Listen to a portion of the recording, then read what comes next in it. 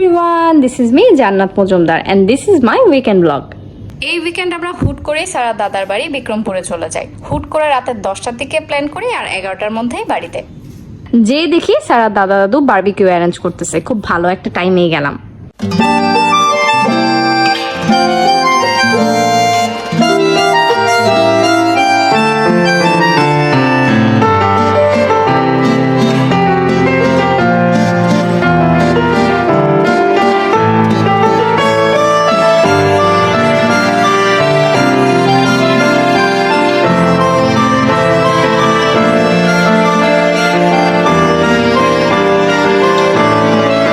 গ্রামের বাড়ির ব্যাপারটাই অন্যরকম, খুব হই হুল্লোড় করে মনটা ভালো করা লাগে না। এই যে ইট কাঠের শহর থেকে দূর, ধুলোবালি মুক্ত একটা পরিবেশ, মনটা এমনিতেই ভালো হয়ে যায়।